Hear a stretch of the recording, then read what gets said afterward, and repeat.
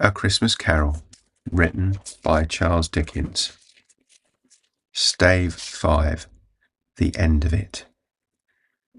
Yes, and the bedpost was his own. The bed was his own, the room was his own. Best and happiest of all, the time before him was his own, to make amends in.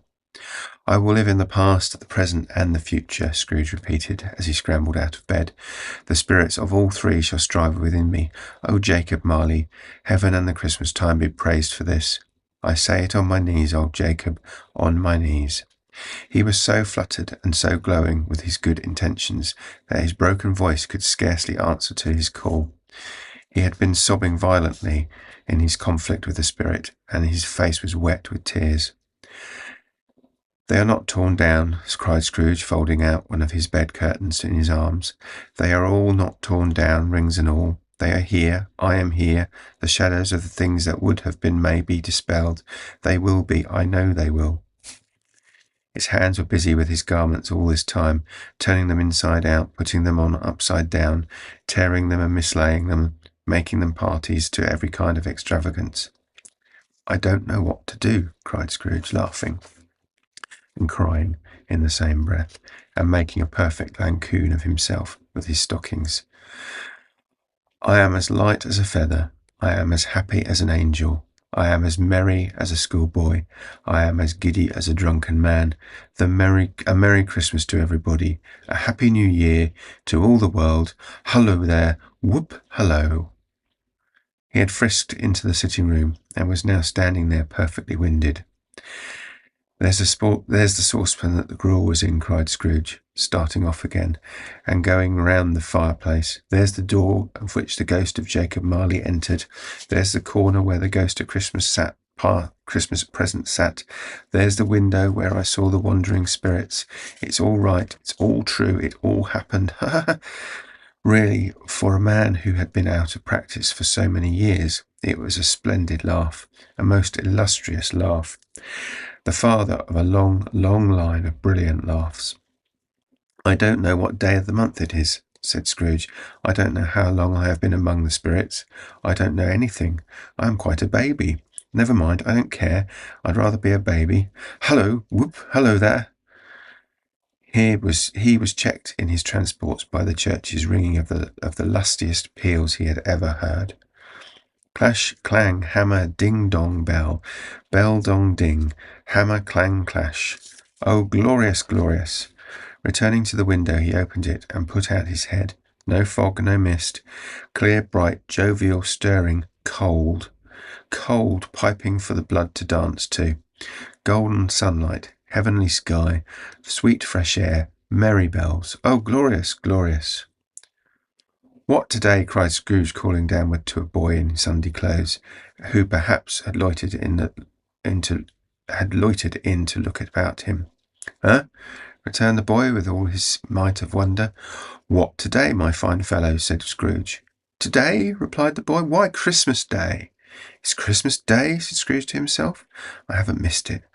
The spirits have done it all in one night. They can do anything they like.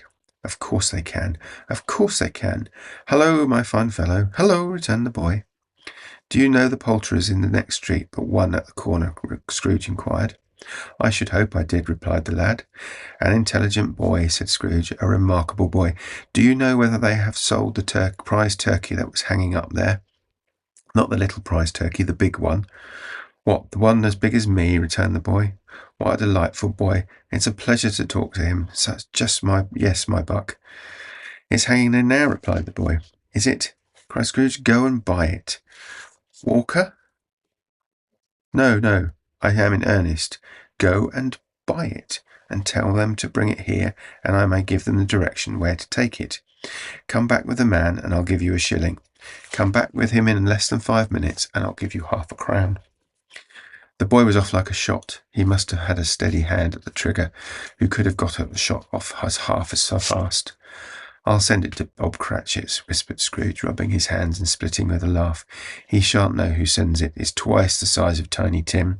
Joel Miller'll never made such a joke as sending it to Bob's will be.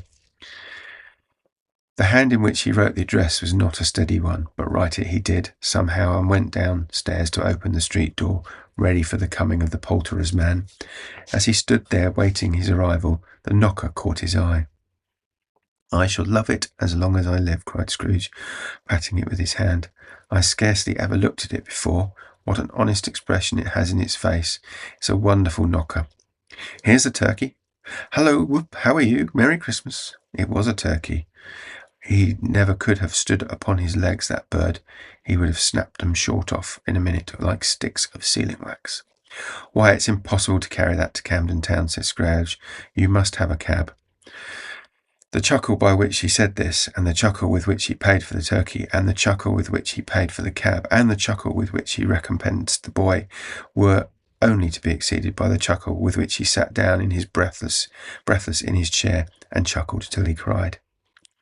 Shaving was not an easy task, for his hand continued to shake very much, and shaving requires attention, even when you don't dance while you are at it. But if he had cut the end of his nose off, he would have put a piece of sticking plaster over it, and been quite satisfied. He dressed himself all in his best, and at last got out onto the streets. The people were, by this time, pouring forth, as he had seen them with the Ghost of Christmas Present, and walking with his hands behind him, Scrooge regarded every one with a delighted smile.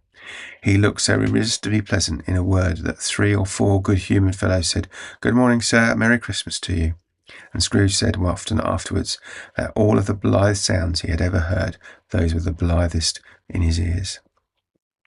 He had not gone far, when, coming on towards him, he beheld the portly gentleman who had walked into his counting-house the day before and said, "Scrooge and Marley's, I believe." It sent a pang across his heart to think how this gentleman would look upon him when they met, but he knew what path lay straight before him, and he took it. "My dear sir," said Scrooge, quickening his pace, and taking the old gentleman by both his hands, "how do you do? I hope you succeeded yesterday. It was very kind of you. A Merry Christmas to you, sir." "Mr. Scrooge?" "Yes," said Scrooge, "that's my name, and I fear it may not be pleasant to you. Allow me to ask your pardon, and will you have the goodness—" Here Scrooge whispered in his ear. "Lord bless me," cried the gentleman, as with his breath was taken away. "My dear fellow, are you serious? If you please, not a farthing less. A great many back payments are included in it, I assure you. Will you do me that favour?" "My dear sir," said the other, shaking his hand with him, "I don't know what to say so much. Don't say anything, please," retorted Scrooge. "Come and see me.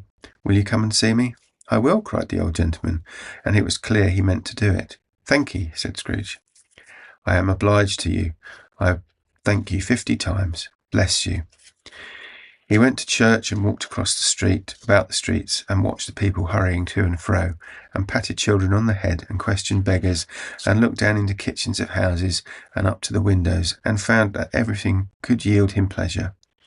He had never dreamed that any walk, that anything, could give him so much happiness. In the afternoon he turned his steps towards his nephew's house. He passed the door a dozen times before he had the courage to go up and knock, but he had made a dash and did it. "Is your master at home, my dear?" said Scrooge to the girl. "Nice girl, very." "Yes, sir." "Where is he, my love?" said Scrooge. "He's in the dining room, sir, along with mistress. I'll show you upstairs, if you please." "Thank ye, he knows me," said Scrooge, with his hand already on the dining room lock. "I'll go in here, my dear."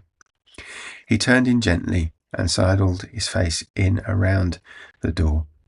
They were looking at the table, which was spread out in a great array, for these young housekeepers were always nervous on such points, and like to see that everything is right. "Fred," said Scrooge. Dear heart alive, how his niece by marriage started.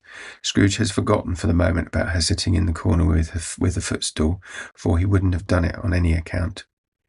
"Why, bless my soul," said Scrooge, "who's that?"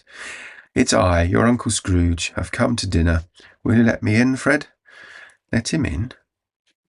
It is a mercy he didn't shake his arm off. He was at home in 5 minutes. Nothing could be heartier. His niece just looked the same. So did Topper when he came in. So did the plump sister when she came. So did every one when they came. Wonderful party, wonderful games, wonderful unanimity, wonderful happiness. But he was early at the office next morning. Oh, he was early there. If he could only be there first and catch Bob Cratchit coming late, for that was the thing he had his heart set upon. And he did it. Yes, he did.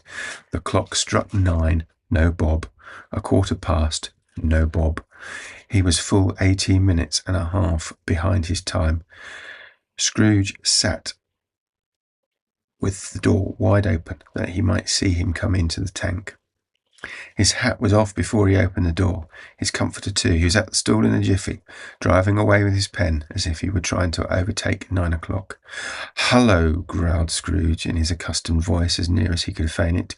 "What do you mean by coming in here this time of day?" "I'm very sorry, sir," said Bob. "I am behind my time." "You are," repeated Scrooge. "Yes, I think you are. Step this way, sir, if you please."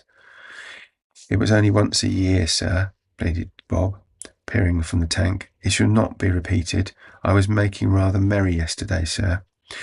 "Now, I tell you what, my friend," said Scrooge, "I am not going to stand this point a thing any longer, and therefore," he continued, leaping from his stool and giving Bob such a dig in the waistcoat that he staggered back into the tank again, "and therefore I am about to raise your salary." Bob trembled and got a little nearer to the ruler. He had a momentary idea of knocking Scrooge down with it, holding him and calling to the people in the court to come and help and a straight waistcoat. "A Merry Christmas, Bob," said Scrooge, with an earnestness that could not be mistaken, and he clapped him on the back. "A Merry Christmas, Bob, my good fellow, than I have given you for many a year. I'll raise your salary and endeavour to assist your struggling family, and we will discuss your affairs this very afternoon over a Christmas bowl of smoking bishop, Bob. Make up the fires and buy another coal scuttle before you dot another I, Bob Cratchit." Scrooge was better than his word. He did it all, and infinitely more, and to Tiny Tim, who did not die, he was a second father.